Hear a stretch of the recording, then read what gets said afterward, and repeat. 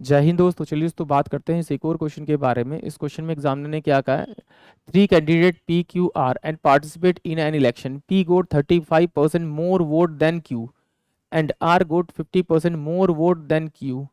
P overtook R by 2412 votes.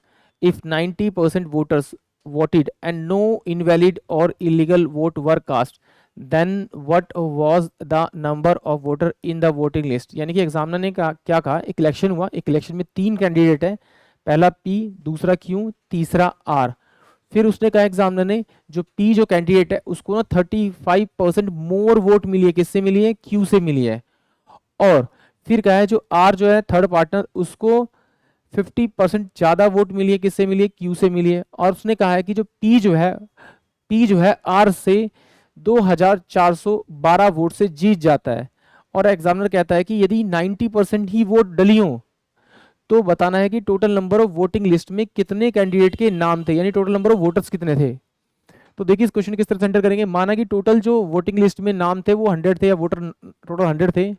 100 में से 90% यानी 90 लोगों ने वोट डाली। अब जब 90 लोगों ने वोट डाली तो उसमें से 3 कैंडिडेट चुने गए, पी, क्यू और आर। ये 3 कैंडिडेट दे गए। बट इसमें बताया गया है कि पी जो है क्यू से मोर है 35% और क्यू से आर जो है 15% मोर है। तो इसी को 100 मान लेते हैं कि 100% माने कि ये 100 इसको अगर वोट मिली है तो इसको कितनी मिली होगी, इसको टोटल जो वोट मिली होंगी वो मिलेंगी 135, और इसको जो मिली होगी आर को मिलेगी 115, ये वोट्स मिली होंगी।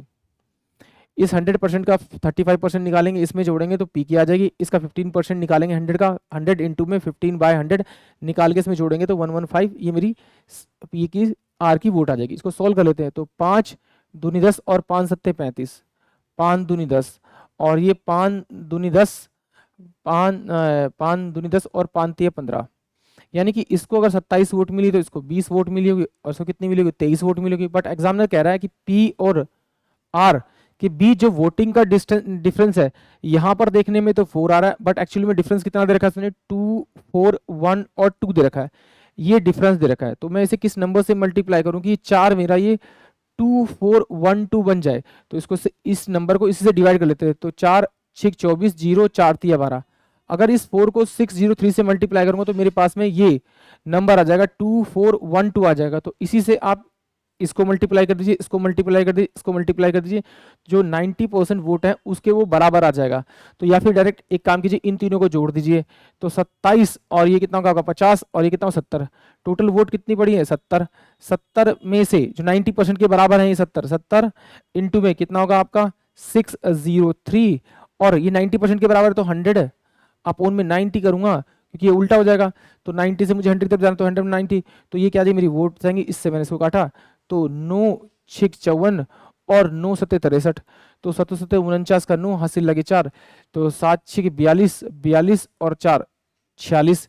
तो ये मेरे पास कितना आएगा आपका 0 और 0, यानी कि 4690 जो वोट होंगी वो टोटल वोट्स होंगी, यानी कि ऑप्शन जो ए होगा वो इस क्वेश्चन का करेक्ट होगा। एक बार फिर समझते हैं। टोटल नंबर ऑफ वोट्स दे रखे थे मुझे 100, उसमें से 90 ने वोट डाली। तो जो एग्जामिनर कह रहा है कि भाई पी क्यू जो आर है, पी क्यू जो आर है वो कहता है कि जो पी को जो वोट मिली है वो क्यू से 35% मोर मिली है। तो इसका मतलब अगर इसके पास कितनी वोट्स हैं आपकी, ये 100 है तो इसके पास कितनी होगी 135 होगी। तो आर के पास कितनी होगी 50% ज्यादा होगी किससे, क्यू से। तो इसका 50% निकाल के 50% जोड़ेंगे तो आर की आ जाएगी। इन दोनों का यानी P और R का डिफरेंस निकालें तो डिफरेंस 4 आ रहा है, जबकि डिफरेंस कितना होना चाहिए 2412 होना चाहिए।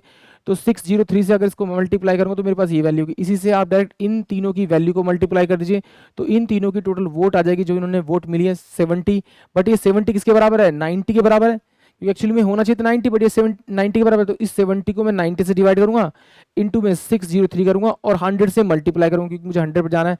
तो इसका मतलब जो आंसर आएगा वो 46900, ऑप्शन ए इस क्वेश्चन के लिए करेक्ट होगा। आई होप आप सभी को क्वेश्चन समझ में आएगा। जय हिंद, जय भारत।